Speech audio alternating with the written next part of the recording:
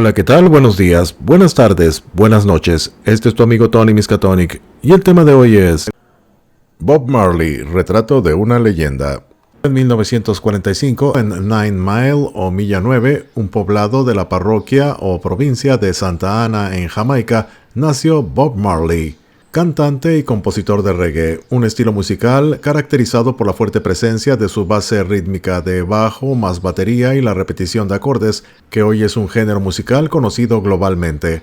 Marley es el mayor mito cultural, social y político de Jamaica. Este país es una pequeña isla caribeña a la que además suele asociarse con playas paradisíacas, pobreza estructural, la velocidad de sus atletas y el consumo espiritual de la marihuana, y relacionado a ella la práctica de la religión Rastafari, que aboga por el regreso de las tribus negras de todo el mundo a su madre tierra, África. Para muchos, Marley fue un elegido, una especie de chamán, quien difundió por el mundo la filosofía, la forma de vida de muchos jamaiquinos, conformada por el consumo de marihuana, el reggae y el rastafarismo. Tomó un ritmo popular de su tierra y lo convirtió en patrimonio universal, y ya nada fue igual. El relevante crítico de música pop del New York Times, John Parles, escribió una vez: Bob Marley se convirtió en la voz del dolor y la resistencia del tercer mundo, una víctima en la jungla de cemento que nunca renegó de sus orígenes. Los marginados de todo el mundo siempre escucharán a Marley como su propio campeón. Las canciones de Bob Marley están entre las más escuchadas del mundo junto con las de los Beatles y los grandes éxitos de la bossa nova, y hablan de pobreza, justicia, opresión, pero también claman por dignidad y alimentan la esperanza. Hay algo ahí en cada una de ellas que hacen que cada oyente, sea de donde sea y en el tiempo en que suceda, se sienta valioso y único. Bob Marley es un artista especial, además de ser la primera estrella de la música popular que nació en el tercer mundo. Alguien que habla por la gente. Su música de raíz religiosa, pero curiosamente asociada con la diversión, nunca deja asomar un gesto comercial, aunque haya vendido y se sigan vendiendo millones de copias de cada uno de sus discos a través de una compañía discográfica multinacional. Reediciones de sus grandes discos y nuevas grabaciones encontradas aparezcan cíclicamente, y la disputa por su herencia siga ocupando a un montón de abogados de sus deudos. Ninguna estrella de la música occidental ocupó un lugar cultural y social más poderoso en el escenario mundial. El libro, que lleva por título una de sus tantas canciones famosas, So Much Things to Say, o Tantas Cosas por Decir, escrito por quien tal vez sea el mayor experto en su vida y obra, el periodista y coleccionista estadounidense Roger Stephens, alimenta una teoría espiritual para explicar el fenómeno. Muchos de los allí entrevistados, amigos, parejas, hijos, compañeros, expertos, retratan a Bob Marley como una figura cristiana, un niño nacido sin nada que se convierte en una persona profundamente espiritual, un líder natural y, dicen, un profeta que podía ver el futuro. Stephens menciona que cuando Marley estaba en su apogeo, sus shows en vivo comenzaron a parecerse a las reuniones de gospel con un predicador y su coro. Hablemos pues de los inicios de Bob Marley. Cedella Booker era una mujer afro-jamaiquina de 18 años que se dedicaba a las labores del campo y del hogar cuando conoció al capitán de la infantería de Marina británica, un jamaiquino blanco de ascendencia inglesa llamado Norval Marley. Esta relación no duró mucho tiempo porque el hombre de 50 años tenía otros compromisos familiares y no quería quedarse al lado de Cedella, quien un día se dio cuenta que estaba embarazada de un niño al que llamaría Robert Nesta Marley Booker. El pequeño Robert y su madre vivieron sus primeros años en Nine Mile, a 3 horas de Kingston, la capital jamaiquina. Cedella trabajaba y luchaba cada día para sacar adelante a su hijo. En la pequeña casa rural no había agua ni electricidad, y a pesar que su padre lo reconoció y eventualmente lo apoyó económicamente, Bob nunca tuvo contacto con él, debido a los prejuicios de su abuela, la madre de Norval. No podían ni querían ser vistos con un niño de raza negra. Norval era, en el mejor de los casos, una presencia semi-independiente y era seriamente inestable, según relata un miembro de la familia, y rara vez veía a su esposa e hijo antes de su muerte por un ataque cardíaco en 1955. Cuando Bob tenía 9 años, se mudaron al gueto de Trenchtown, al oeste de Kingston, un barrio con calles de tierra y viviendas de cartón profundamente afectado por la violencia política y la delincuencia. Ahí se crió. De jovencito recibió malos tratos debido a la historia familiar racial que cargaba en sus hombros. Bonnie Wailer, el hombre con quien formó la famosa banda The Wailers, su grupo de toda la vida, recuerda: era como el patito feo. Hubo muchas noches en que la tierra fría fue su cama y una piedra su almohada. La sangre mestiza de Bob Marley significaba que a menudo se burlaban de él, llamándolo niño amarillo o el niño alemán, desaires que parece haber tomado, como tomaba la mayoría de las cosas, con ecuanimidad. Su madre lo describió como juguetón, cariñoso y cooperativo, pero, agregó ella, siempre me pareció como si estuviera ocultando sus verdaderos sentimientos. Los amigos destacaron el ingenio del joven Marley, pero también su timidez. Es posible que sus tomas publicitarias posteriores hayan proyectado actitud, con una mirada como la que los militares llaman de 1000 metros, como si estuviera imaginando la tierra prometida, pero siempre estuvo dispuesto a bromear en privado. Su mayor secreto, dice el autor Marlon James, era que en realidad era tímido. Bob tenía 8 años cuando su madre abandonó su pequeña tienda de comestibles y los mudó a Trench Town, una comunidad de viviendas sociales en Kingston, que ahora es el sitio de un museo de Bob Marley. Marley se ganó el apodo de Tough Gong, el cual sería más tarde el nombre de su sello discográfico. La palabra tough significa duro o rudo, y probablemente se le dio este apodo por su inclinación por los tackles duros en los terrenos vacíos que servían como campos de fútbol. Pero después de terminar la escuela primaria llegó un breve aprendizaje como soldador, el cual tuvo un final abrupto cuando un trozo de acero salió volando de su estación de trabajo y se incrustó en el blanco de uno de sus ojos. Demasiado difícil para mí, recordó Marley más tarde. Pensé que la música podría ser una forma menos peligrosa de ganarse la vida. En 1963, cuando tenía 18 años de edad, Marley se alió con Bonnie Wailer y Peter Tosh para formar el grupo Wailing Wailers y las coristas Beverly Kelso y Cherry Smith. Grabaron y editaron el sencillo Simmer Down, una canción de ritmo alegre cercana al ska, que es como una versión anterior y levemente más acelerada que el reggae, cuya letra retrataba a las bandas callejeras de Kingston. Después de eso pasaron a llamarse The Wailers, y un par de años después se transformaron en Bob Marley and the Wailers. Con ese proyecto, en 1972, llegaron a Inglaterra. Fueron contratados por el pequeño sello discográfico Island Records, propiedad de un emprendedor y melómano jamaiquino residente en Londres, Chris Blackwell. En una entrevista publicada por la revista Rolling Stone en marzo de 2014, Blackwell, que hizo el descubrimiento de su vida, obviamente, cuenta que la primera vez que lo conoció pensó que Bob Marley sería como Jimi Hendrix. Él dijo, vi a los Wailers como un grupo de rock negro, así es como quería posicionarlos, pero de alguna manera sus letras, mensaje y aura fueron mucho más amplios. No creo que nadie pudiera haberlo previsto. Cuando entró a mi oficina en Island Records tenía una gran presencia, confianza, no arrogancia.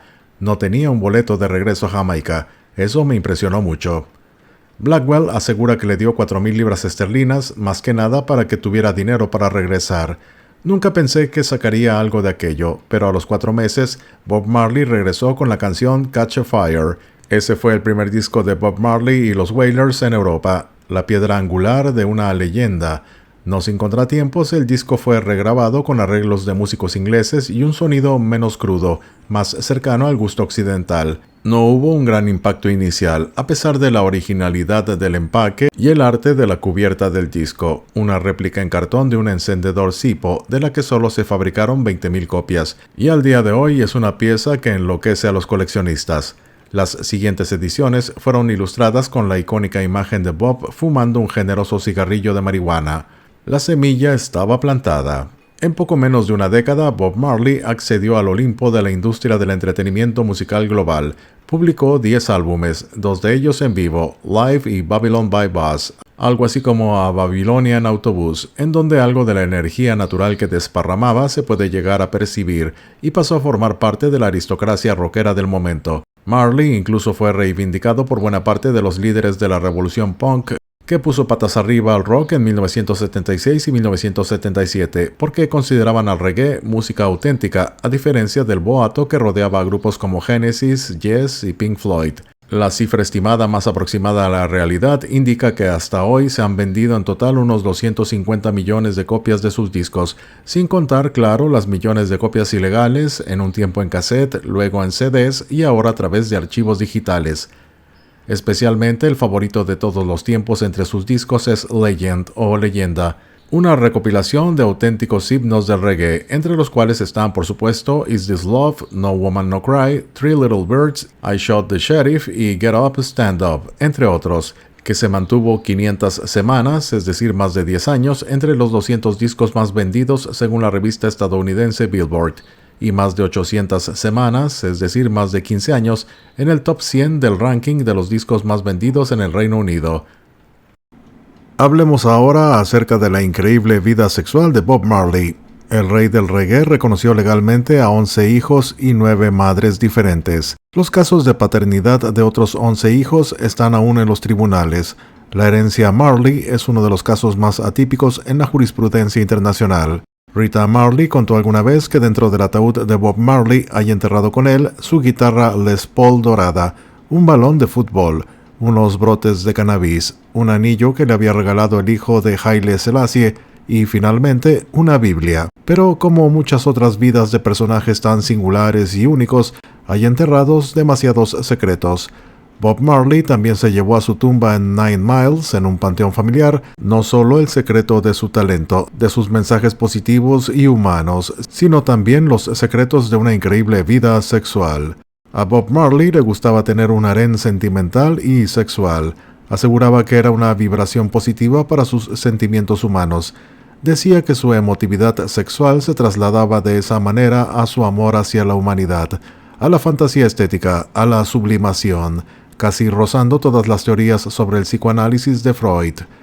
Este es el panorama esencial, muy esquematizado, de la intensa vida sexual de uno de los grandes íconos de nuestro tiempo. Empecemos con su relación con Rita Anderson. Rita, que nació en Santiago de Cuba y que realmente se llama Alfarita Constancia, tuvo 4 hijos con Bob.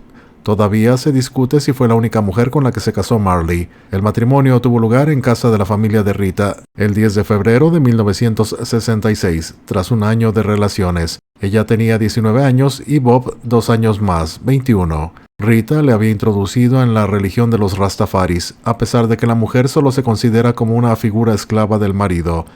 Bob abrazó la religión de Jah en 1967 y quedó afiliado a la tribu de José, que le correspondía por su nacimiento en el mes de febrero, dentro de la organización de la Mansión de las 12 Tribus. Al primer hijo que tuvieron, una niña, le pusieron el nombre de Cedella, el nombre de la madre de Bob.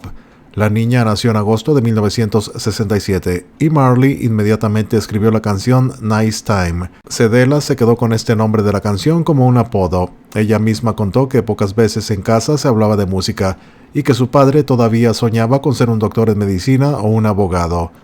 Cuando nació Cedella, Bob Marley tuvo que reconocer como hija suya a Sharon Pendergast, una niña a la cual Rita había dado a luz cuando solo tenía 17 años de edad, con un hombre que nunca quiso dar su nombre, aunque sí el apellido. El padre de la criatura tenía un hermano gemelo, y ambos formaban un dúo musical al estilo de Sam and Dave. Otro hijo de Bob Marley, llamado David o Ziggy Marley, como se le conoce en la actualidad, nació el 17 de octubre de 1968. Rita confesó que de todos los hijos este es el más parecido a Bob Marley, en el carácter, en el físico y además es el que más éxito ha obtenido. Para Bob Marley también era una especie de favorito. Ziggy ha vendido más de 5 millones de discos. El tercer hijo que engendraron Rita y Bob fue Stephen, que nació el 20 de abril de 1972. Es el que tiene más dotes como organizador. Cuando solo tenía 5 años, estuvo en la grabación que su padre escribió para los niños del gueto de Trenchtown, el tema Children Playing the Streets, o Niños jugando en la calle. Rita tuvo un cuarto hijo con Bob Marley cuando todavía estaba casado con ella, una niña llamada Stephanie, pero la madre de Marley asegura que no fue engendrada por su hijo. Años después, Rita confesó que un tal y tal, que llevaba los negocios del sello discográfico Tuff Gong, había sido el padre, pero Bob Marley terminó por reconocerla como suya y legalmente es de la familia Marley. Bob Marley conoció al gran amor de su vida cuando ella solo tenía 15 años. Cindy era blanca, de una belleza exquisita, la hija de una familia amiga de Chris Blackwell, el hombre que había fundado el sello Island y que había lanzado a Bob Marley al estrellato. Bob siempre estuvo enamorado de ella y le obsesionaba el carácter independiente de Cindy. Por eso Bob escribió la canción Waiting in Vain o Esperando en Vano, con la mente puesta en Cindy. En la actualidad es una canción emblemática.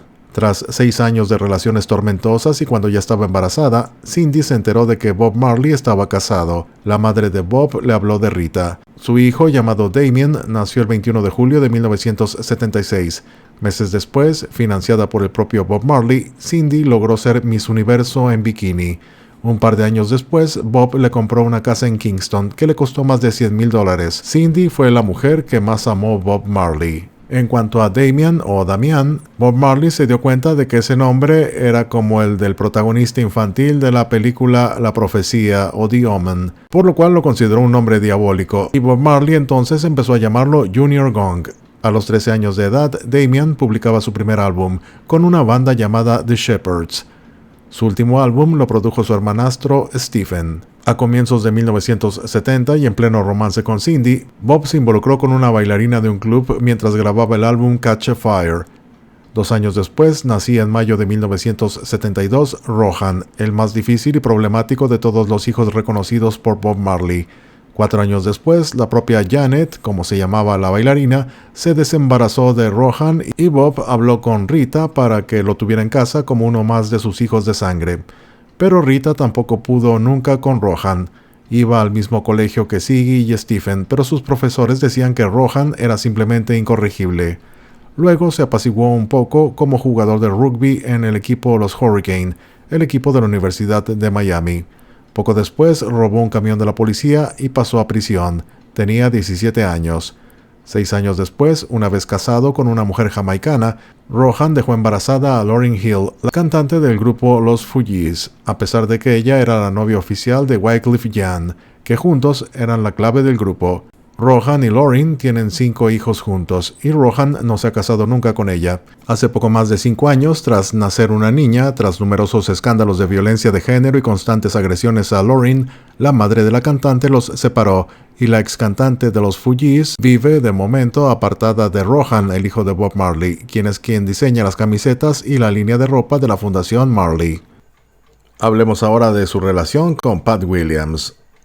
En ese año tan lujurioso y cachondo de 1970, casado con Rita, enamorado de Cindy, saciado con Janet, Bob Marley inició otra extraña relación con una mujer llamada Pat Williams, a la cual se refiere en la canción Songs of Freedom como Lucille Williams.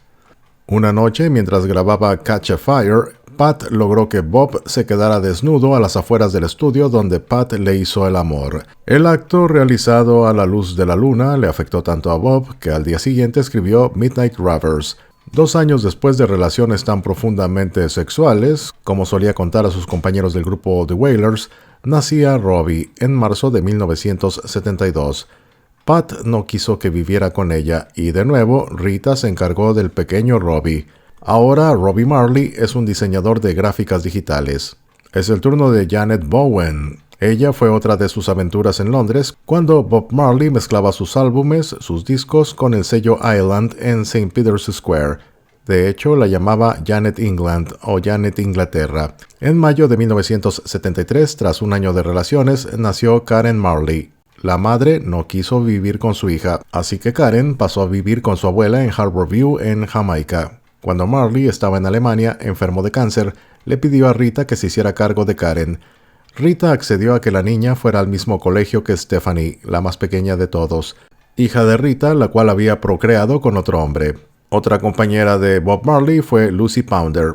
Lucy vivía en Londres, pero había nacido en las Islas Barbados. Era una belleza, y Bob la llamaba siempre que estaba en Inglaterra. El 4 de junio de 1975 nacía en Londres Julian Marley, el heredero musical de Bob. Julian escribió su primera canción a los 5 años y es quien mejor conoce los gustos y los defectos de sus hermanastros. El propio Julian contó que desde que era niño, su madre Lucy le hacía viajar a Jamaica y Miami para estar con Rita y sus hermanastros. La siguiente en la lista es Anita Belnavis. En una de sus giras europeas, Bob conoció a la campeona de Jamaica de ping pong. El 26 de febrero de 1976, en Falmouth, en Jamaica, la deportista daba a luz un hijo concebido por Bob. Le pusieron el nombre de Ky-Mani. Con 9 años, Ky-Mani empezó a vivir con Rita en Miami. Con tan solo 20 años, publicó un formidable álbum de versiones de temas que había hecho famosos su propio padre. Hace unos 5 años tuvo bastante éxito con un programa de televisión que se llamaba Viviendo la vida de Bob Marley. Otra pareja fue Yvette Crichton.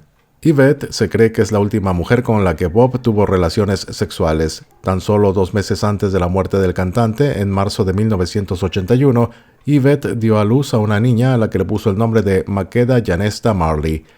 11 años después, Rita reconoció que era hija de Bob y fue incluida como beneficiaria de la herencia de Bob Marley. Hace 5 años, Makeda fue a la cárcel por unas semanas, ya que en su casa de Miami tenía demasiadas plantas de marihuana que excedían el simple uso personal. Después sigue una lista de mujeres que fueron amantes de Bob Marley, pero no madres de sus hijos.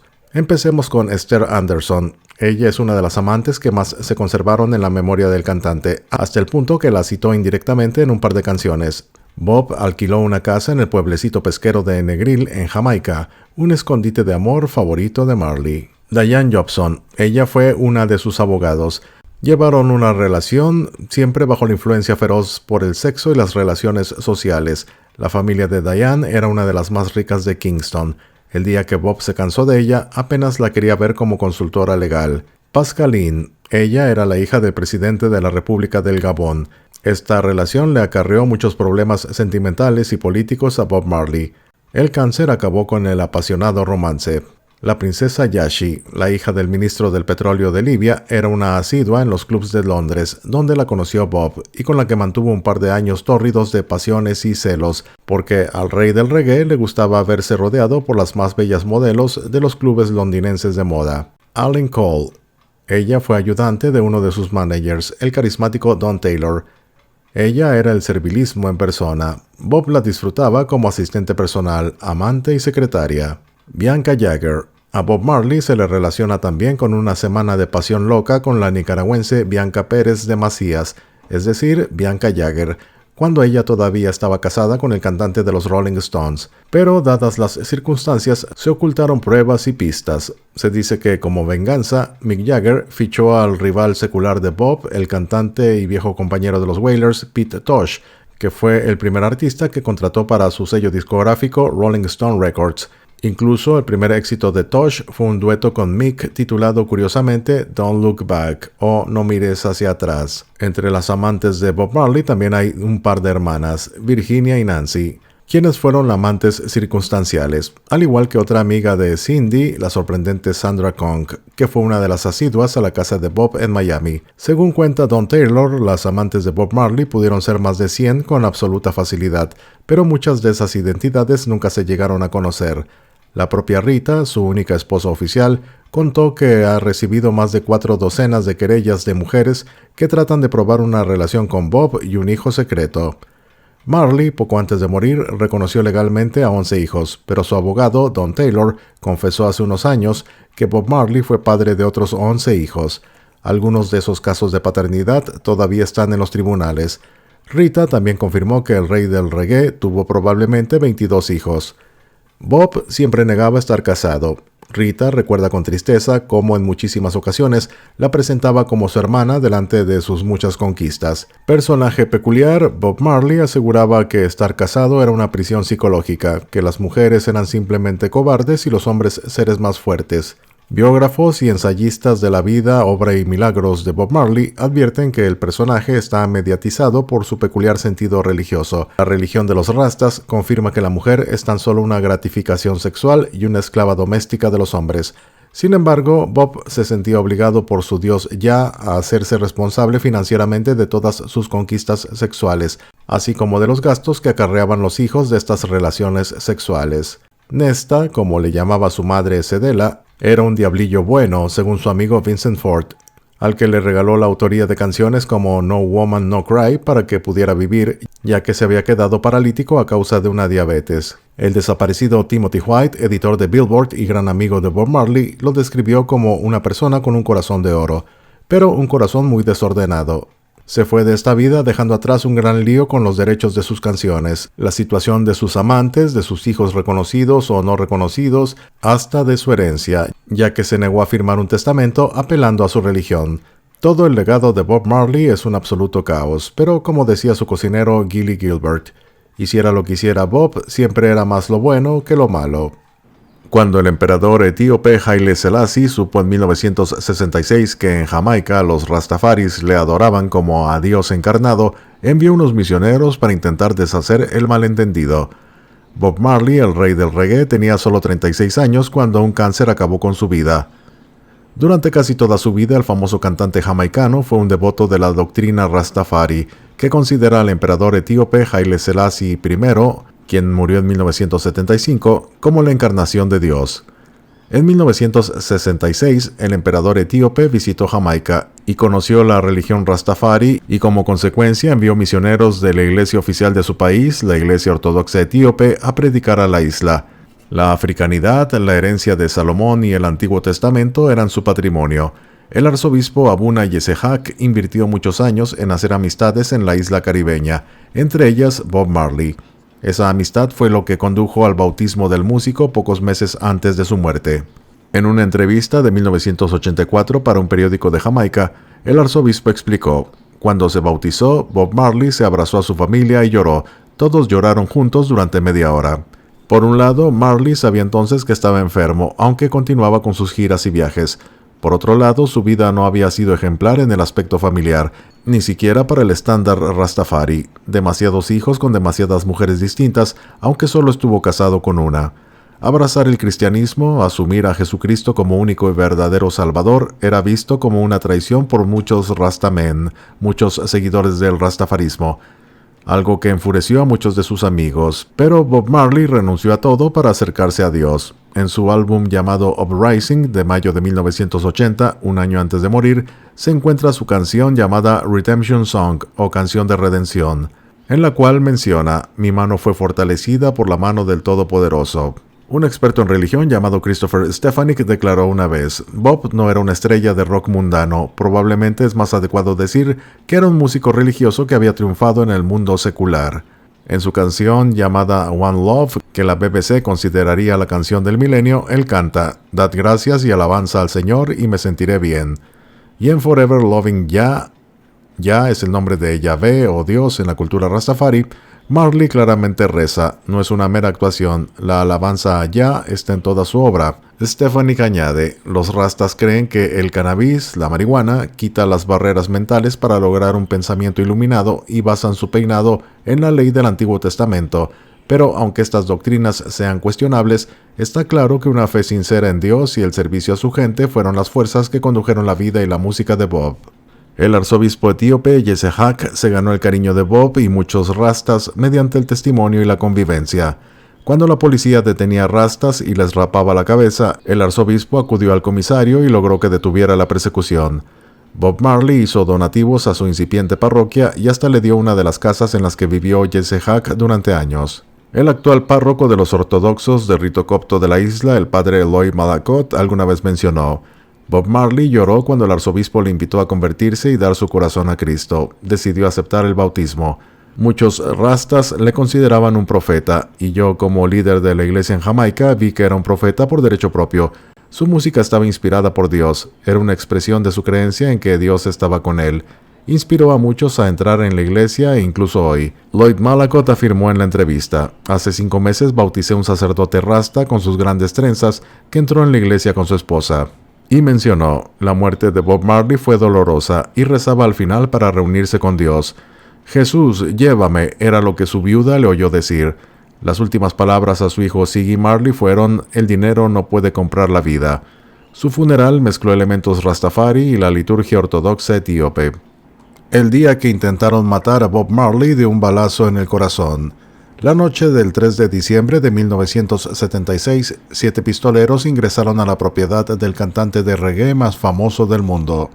En el patio se cruzaron con Rita Marley, la esposa de Bob. Uno de ellos levantó un arma y sin decirle nada le disparó a la cabeza. 3 de los agresores rodearon la casa y los demás entraron a la cocina, en donde Marley conversaba con los integrantes de su banda The Wailers, mientras preparaba una ensalada de frutas. Según la periodista londinense Vivian Goldman, que en aquel momento estaba en Jamaica, lo que siguió fue la escena de un fusilamiento en cámara lenta. Los atacantes vaciaron los cargadores sobre los músicos. Las paredes salpicaron astillas y gotas de sangre formaron charcos en el suelo. En medio de los gritos, uno de ellos apuntó al pecho de Marley y apretó el gatillo. En total dispararon 87 balas, pero de forma increíble aquella noche nadie murió. ¿Quién salvó a Bob Marley? Es una pregunta tan importante como esta otra. ¿Por qué alguien querría matarlo? Han pasado más de 40 años y los disparos contra la leyenda del reggae son todavía un episodio oscuro y lleno de silencios. Jamaica era entonces un país en la antípoda de su propio estereotipo. La isla estaba muy lejos de ser ese relajado paraíso caribeño en el que la brisa marina mece las palmeras y arrastra a veces alguna bocanada de marihuana. En 1976, la ley la imponían pistoleros y narcotraficantes. Las tensiones sociales eran un barril de pólvora y los políticos jugaban con el fuego que la Guerra Fría había esparcido por el continente. En los mapas geográficos, Jamaica está más cerca de Cuba de lo que Cuba está de Miami. Y así también en la cartografía ideológica de los años 70, La Habana y Kingston eran vecinas de Moscú. El primer ministro de Jamaica, Michael Manley, del Socialista Partido Nacional del Pueblo y cercano a Fidel Castro, buscaba la reelección frente a Edward Seaga, del Partido Laborista Jamaiquino, a quien vinculaban con la CIA, la Agencia Central de Inteligencia de Estados Unidos. Y en medio de ambos extremos irreconciliables estaba una estrella mundial del reggae cuya música movía a cientos de miles de votantes, pero que quería mantener su neutralidad. Los políticos son el diablo, señaló entonces Bob Marley, según registra Michael Gilmore, veterano periodista de la revista Rolling Stone. Ambos candidatos buscaban que Bob Marley hiciera campaña por ellos, y si no la hacía, entonces era mejor que mantuviera silencio.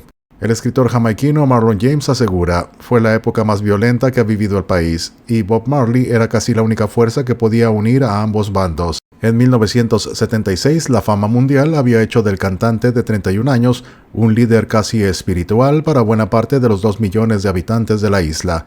El reggae se había convertido en la expresión popular de un país empobrecido, en el cual la gente se mostraba cada vez más desesperada y violenta. Esto anotó la periodista Vivian Goldman sobre aquellos días, y agregó, la isla parecía llena de armas. El gobierno de Manley convenció al cantante de ofrecer un concierto gratuito en la capital Kingston y así calmar los ánimos de una población harta de vivir bajo estado de emergencia. El evento se programó para el 5 de diciembre con el nombre de Smile Jamaica, es decir, Sonríe Jamaica. Pero pronto el primer ministro tomó una decisión que pareció confirmar la desconfianza del cantante hacia los políticos. Adelantó las elecciones para el 15 de diciembre. Fue entonces inevitable asociar a Bob Marley con la campaña reeleccionista de Michael Manley. Y aunque el cantante denunció que, debido a esto, las amenazas de muerte contra él se multiplicaron, decidió seguir adelante con el concierto. 2 policías fueron destacados a cuidar su casa, que era también el lugar en donde ensayaba con el grupo The Wailers. La noche del 3 de diciembre, 2 días antes del concierto Smile Jamaica, por alguna razón que hasta hoy nadie ha sabido explicar, los 7 pistoleros entraron a la propiedad de Marley sin que nadie los detuviera. Los policías no estaban en sus puestos. Entre que los atacantes ingresaron a la casa, dispararon a todos los que encontraron y se fugaron del lugar, pasaron menos de 5 minutos. Nunca fueron capturados ni se supo más de ellos. El escritor Marlon James, en la página web de la editorial Malpaso, que ha traducido al castellano la novela Breve Historia de 7 asesinatos, escribe, es un misterio cómo estos hombres que quizá cometieron el hecho más temerario y estremecedor en la historia de Jamaica, simplemente se desvanecieron. Con ese libro, el escritor Marlon James usa como trampolín el ataque contra Marley para zambullirse en los barrios marginales de Kingston, los conflictos de raza y clase, las guerras entre pandillas y las conspiraciones en los pasadizos del poder. Según el New York Times, si todo el explosivo entramado social de aquellos años giraba alrededor de Bob Marley, era porque él se había convertido en una especie de santo para los oprimidos, un revolucionario para los conservadores y una amenaza para los políticos. ¿Y cómo fue que sobrevivió a un disparo en el pecho? Bob Marley siempre dijo que lo salvó el espíritu de Haile Selassie, el emperador de Etiopía fallecido el año anterior. Para los rastafaris como Bob Marley, Selassie era la encarnación de Dios. El uso de los cabellos rastas y el consumo de marihuana son también parte de este movimiento espiritual nacido en Jamaica. El escritor Marlon James señala, si Marley en ese momento hubiera estado inhalando en vez de exhalando, la bala hubiera atravesado su corazón. El proyectil le rozó el pecho y terminó incrustado en su brazo izquierdo. No hubo tiempo para un segundo disparo. En medio de los trozos de pared y los gritos, Don Taylor, el manager del cantante, se lanzó sobre él y lo llevó al suelo. Taylor recibió 5 disparos en el abdomen, pero sobrevivió. Más increíble aún fue el caso de Rita Marley, la esposa de Bob. La bala que le dispararon a la cabeza quedó atrapada entre su cuero cabelludo y el cráneo sin hacerle mayor daño. Y aunque la resistencia física de todos los afectados fue increíble, también tiene mucho que ver el carácter humano. 2 días después del ataque, con el pecho y el brazo vendados, Bob Marley se paró frente a 80,000 seguidores en el concierto Smile Jamaica y cantó durante más de 1 hora. Lo acompañaba su esposa Rita, que movía bajo la cadencia del reggae la bata de hospital que aún llevaba puesta. Bob Marley desapareció a los pocos días. Fue a Bahamas, Estados Unidos, y luego a Londres. En cierta forma, Jamaica nunca más fue su hogar. El intento de asesinato inspiró en él lo que la revista Time considera el mejor álbum de música del siglo XX, Exodus. Su primera canción, Natural Mystic, dice: "Este podría ser el primer sonido de una trompeta, pero también podría ser el último. Muchos más deberán sufrir, muchos más tendrán que morir".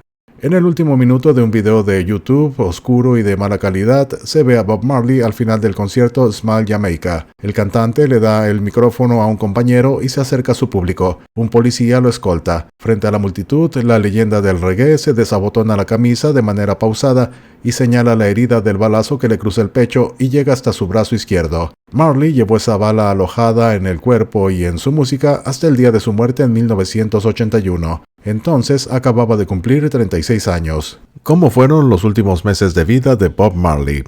En 1980 el jogging era un furor mundial. Todo el mundo salía a trotar, y si alguien estaba en Nueva York, la salida a correr por el Central Park, por el Parque Central, era obligada. No se lo llamaba entrenar todavía, se le decía footing. Era el primer día de la primavera, un domingo por la mañana. La noche anterior, Bob Marley había dado un concierto majestuoso en el Madison Square Garden. Después del trote, jugarían un rato al fútbol como siempre hacía Bob con su equipo cada vez que podía. Pero de pronto Marley colapsó, cayó de espaldas, tuvo algunas convulsiones y luego quedó inmóvil, sin respuesta. Sus amigos y asistentes lo levantaron como pudieron y lo llevaron al hotel. Lo acostaron y descansó unas horas. Cuando se despertó hablaba con lentitud, como si le costara conectar, como si cada frase significara un esfuerzo supremo. Alguien le alcanzó la recaudación, el ingreso de la noche anterior. En una cama matrimonial del Hotel Essex de Manhattan, descansaba Bob Marley de un lado y los fajos de dólares del otro. Al día siguiente fueron al médico, al hospital Monte Sinaí. Luego de varios estudios y una revisión exhaustiva, los doctores lo desahuciaron. El cáncer se había extendido al cerebro, los pulmones y el hígado. Al enterarse de la noticia, Marley le preguntó al doctor cuánto tiempo le quedaba de vida. «Poco», respondió el médico. Luego la explicación obvia sobre que no se puede precisar una fecha, que varía según cada paciente, que a veces cualquier evento puede apurar o enlentecer el proceso. Después de este prolegómeno, el doctor dijo lo que le costaba decir, pero que tenía la obligación hipocrática de comunicar. De 3 a 6 meses de vida, no mucho más. Howard Bloom, último agente de prensa de Bob Marley, contó en su libro de memorias titulado Einstein, Michael Jackson and Me, que apenas Bob Marley tuvo el colapso en Nueva York, los médicos no alimentaron esperanzas. Uno de ellos dijo que nunca había visto tanto cáncer en una sola persona. Esos conciertos del Madison Square Garden habían sido planteados de una manera extraña, pero resultaron un suceso colosal. Marley y su grupo Los Wailers se presentaban como teloneros de The Commodores, el grupo de Lionel Richie. Las entradas se agotaron de inmediato. El público era diferente al que habitualmente acudía para ver al grupo The Commodores, porque muchos asistentes habían comprado boletos para escuchar a los jamaiquinos. Marley encendió a la audiencia. En algún momento el productor les pidió que pararan el show para que ingresara el número estelar, pero como faltaba todavía tocar la canción One Love, el hit de Marley que estaba sonando en las radios, el público exigió que volvieran a escena. Eso sucedió varias veces. Muchos testigos afirman que los integrantes del grupo The Commodores, el número central, tocó con medio estadio vacío. Mucha gente ya se había retirado porque la banda que habían ido a ver ya había tocado. La gira continuó. Al día siguiente, el 23 de septiembre de 1980, Bob Marley y su grupo debían presentarse en Pittsburgh. Rita Marley, el manager y uno o dos hombres de confianza del séquito discutían los pasos a seguir. No parecía que existieran demasiadas posibilidades. Bob apareció a la hora dispuesta en el lobby del hotel para ir hacia el estadio. Durante la prueba de sonido cantó Another One Bites the Dust del grupo Queen. Algunos de los músicos lo vieron algo distante y distraído. En el camerino pidió un cigarrillo de marihuana y, contrario a lo que solía ser frecuente, lo fumó a escondidas. Ya sobre el escenario, el show se desarrolló con normalidad. El público no notó nada fuera de lo habitual. Los músicos y asistentes percibieron que Bob había mostrado menos energía que de costumbre, pero pensaron que se trataba del cansancio normal de las giras. En los camerinos hubo una reunión con todo el equipo. Alguien dio la noticia sin demasiados rodeos. La gira se suspendía indefinidamente. La salud de Bob Marley era demasiado frágil y las esperanzas muy pocas. A la mañana siguiente, Marley ingresó en el hospital Sloan Kettering de Nueva York. Se completaron los análisis y estudios y recibió la primera sesión de quimioterapia. A él se lo veía muy apagado, callado, mientras que en su entorno las peleas recrudecían. Cada uno de sus acompañantes tenía una idea diferente de cómo debía continuar el tratamiento. Pasaron un tiempo en Miami y hubo un intento por llevarlo a una clínica de México con métodos poco convencionales y dudosamente efectivos, en la que había muerto Steve McQueen unos meses antes. Mientras tanto, también estaban los que le decían que no tenía que temer nada, que a un Rastafari el cáncer no lo podía vencer. Algo de esa idea fue lo que hizo que el cáncer no fuera tratado apenas surgió y que sus metástasis fueran descubiertas de modo tan tardío. Se sabe que a Marley le gustaba mucho el fútbol, que cada vez que podía jugaba en donde estuviera un partido con sus amigos. En 1977, durante una gira europea, organizaron en París un partido contra periodistas locales. En una jugada, uno de los rivales en la disputa de una pelota pisó al cantante en el dedo gordo del pie. Bob Marley tuvo que abandonar el partido, adolorido. Ese dedo le venía molestando desde hacía rato. Alguien le dijo que esa enorme mancha negra debajo de la uña la ocasionaban hongos. Otros dijeron que era un edema por un antiguo golpe. Pero luego de ese pisotón que lo sacó del partido y de su dificultad para desplazarse, Bob Marley fue al médico. El diagnóstico no fue el esperado: melanoma. La lesión en el partido de fútbol había hecho que se revelara que padecía cáncer. Era de grado 3, ya había lesión y había traspasado a los tejidos. Los médicos, luego de varias consultas, sugirieron amputar el dedo gordo. Suponían, sin poder aseverarlo, que de esa manera impedirían que el cáncer se propagara por todo el cuerpo. Le aclararon que el melanoma, y en especial en personas jóvenes, se esparcía a una velocidad temible por el cuerpo, pero la amputación no sucedió. Marley sabía que el dedo gordo es fundamental para el equilibrio. Sus desplazamientos escénicos se verían afectados, también el fútbol. Además, a su alrededor, varios le insistían en que una lastimadura en el pie no podía acabar con él, que el cáncer era una cuestión mental y espiritual con la cual un buen Rastafari no necesitaba lidiar. La batalla estaba ganada de antemano. Este equívoco del entorno, de la gente que rodeaba a Marley, de raíz cultural, se trasladó en el tiempo y se convirtió en un mito. Todavía muchos sostienen que la lesión en ese partido parisino acabó ocasionándole la muerte. Esa contingencia futbolística solo hizo que se le prestara atención a una condición bastante anterior que había sido desatendida y que, por desgracia, lo siguió siendo. Esos fueron los años de la explosión global de Bob Marley, los grandes conciertos, los discos, los éxitos en los distintos mercados. El reggae, a través de sus canciones, era conocido en todo el mundo. También las problemáticas de Jamaica, con sus letras con contenido social. Con las primeras sesiones de quimioterapia, Marley perdió el pelo. Ya nada quedaba de sus célebres rastas ni de su fortaleza física. Era un hombre arrasado y débil, un hombre que se apagaba en la cima de su éxito. Su contrato con la compañía Island estaba por vencer. Se dice que dos importantes discográficas peleaban por él. La oferta era impresionante, muy superior a cualquiera de la época: $50 millones por 5 discos. Los negocios que se movían alrededor suyo y las posibilidades que se escapaban debido a su enfermedad hicieron que recrudecieran las luchas sordas en su entorno. Rita Marley, su esposa y madre de 4 de sus 11 hijos, tomó el mando. Otros intentaron que Bob hiciera su testamento, pero este, aconsejado por su guía espiritual, se negó. Era de mal agüero hacerlo, una manera tonta de tentar al destino. Como el tratamiento de quimioterapia no mostraba demasiados avances, el pensamiento mágico y las terapias alternativas, utilizadas para frenar el melanoma en los últimos 3 años, volvieron a ganar espacio. Alguien insistió con la clínica mexicana de Steve McQueen, pero el argumento de que no pudo hacer nada por el actor de la película Bullitt fue determinante para que Marley, que estaba bien enterado de lo sucedido con McQueen porque el actor era su ídolo artístico, se negara a internarse allí. Finalmente viajó a Alemania, a Rottach-Egern, un pequeño pueblo alpino cercano a la frontera con Suiza. Esa era su última esperanza, una clínica especializada en enfermos que la medicina tradicional había dado por perdidos. El tratamiento era muy costoso, de dudosos fundamentos científicos y a cargo de un médico muy polémico. El doctor Joseph Isels tenía 74 años y un pasado oscuro. Había sido nazi y médico de las SS. aunque él afirmaba que renunció al partido antes de la Segunda Guerra por no aceptar la prohibición de atender pacientes judíos, aseveración que no fue probada por ningún investigador. Sostenía que su método curaba tipos de cáncer que la medicina tradicional declaraba incurables. Lo hacía a través de mecanismos y costumbres que fortalecían, siempre según sus dichos, el sistema inmunológico. Propugnaba la vida sana, la hidratación permanente, el equilibrio en la alimentación, el abandono de las adicciones. Una de las restricciones que le impuso a Marley fue la de abandonar la marihuana. A lo largo de los años, el Dr. Easels sufrió varias denuncias por fraude y homicidio involuntario. Las investigaciones científicas imparciales sobre sus métodos determinaron que su tratamiento no demostró ser eficaz en la lucha contra la enfermedad. Bob Marley estuvo casi 5 meses en esa clínica alpina. Por un lado, la vida sana, los buenos hábitos lograron que se recompusiera un poco. Por el otro, tenía una paz y tranquilidad que no hubiera encontrado en otro lugar.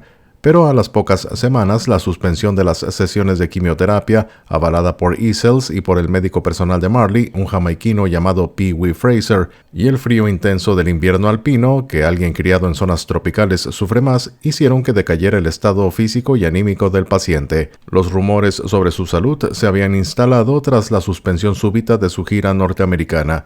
Bob Marley no quiso que la noticia trascendiera a los medios. Revisaba diariamente los diarios de todo el mundo para ver si hablaban de él y su estado. No quería que lo vieran sin pelo y consumido. No quería que su agonía se convirtiera en un espectáculo. El 6 de febrero cumplió 36 años. Le organizaron una pequeña fiesta en una habitación del mismo piso en el que él estaba. Acudieron familiares de pacientes, algunos médicos, sus amigos jamaiquinos, Rita, su médico personal y algunas personas más. Tocó algo en una guitarra y se retiró a su habitación a descansar. Antes le llevaron un pastel para que soplara las velitas. Si algo faltaba para darle un tono más lúgubre y triste al evento, fue el error en la inscripción en el pastel. Habían escrito «Feliz cumpleaños al rey del reggae», pero la palabra reggae la escribieron mal. Escribieron R-E-A-G-E. Por lo visto, el reggae era un género sin demasiada difusión todavía en Alemania. En abril de 1981, Edward Seaga, el recientemente electo primer ministro jamaiquino, lo llamó por teléfono, según menciona Roger Stephens en su libro Tanto que contar, la historia oral de Bob Marley, y le informó que le iban a otorgar la Orden del Mérito, el mayor honor que otorga el Estado jamaiquino. Lo paradójico es que Seaga fue considerado el instigador y autor intelectual del atentado que Marley había sufrido 5 años antes, cuando fue baleado en su sala de ensayos de Kingston, evento del cual salió con vida de milagro. Una semana antes de su muerte, Marley fue trasladado a una clínica de Miami. El tratamiento del Dr. Easels no dio resultados. Nadie sabe con certeza en qué casos sí lo hizo. La familia apostó por una última oportunidad. Mantuvo la esperanza pese a todo, mientras que el Dr. Easels no quiso el descrédito de que el célebre paciente muriera en su clínica. En Miami estuvo rodeado por sus hijos, su esposa y sus amigos. Sus últimas palabras dirigidas a sus hijos Stephen y Ziggy fueron «Canta la canción, el dinero no compra la vida». Allí murió el 11 de mayo de 1981. Tenía solo 36 años. El funeral fue multitudinario, el evento más masivo de la historia de Jamaica. 1 millón de personas acompañaron sus restos. La mitad de la población salió a la calle para despedir a Bob Marley. En el cementerio, el que tomó la palabra una vez más fue Seaga, el jefe de Estado. En los años siguientes, la figura de Bob Marley solo creció, se convirtió en un mito. Su relevancia cultural se multiplicó. Sus discos se siguieron vendiendo. El compilado llamado Legend o Leyenda batió récords de permanencia en las listas de popularidad. Después de muerto, Bob Marley siguió siendo un gran negocio, tal vez uno mejor que cuando estaba vivo. Las luchas por su herencia fueron feroces. Al no haber testamento, Rita quedó al mando. Fue inicialmente nombrada albacea, pero los problemas no tardaron en aparecer. Sin saberse bien cuántos eran los hijos de Bob, la división de bienes siempre resultaba polémica. Algunos sostienen que tuvo 19 hijos. La justicia jamaiquina determinó que eran 11, pero muchos afirman que 4 de ellos en realidad no llevaban su sangre. A esto se debe sumar que Rita fue excluida de la administración de la sucesión por maniobras fraudulentas, gastos injustificables y ocultamiento de bienes. Más allá de estos problemas sucesorios de los que se cuentan con pocas certezas, de lo que no quedan dudas es de que sus canciones mantienen vigencia, nunca perdieron actualidad, por más que ya hayan transcurrido más de 40 años desde su muerte. Se despide tu amigo Tony Miskatonic y te deseo un buen día.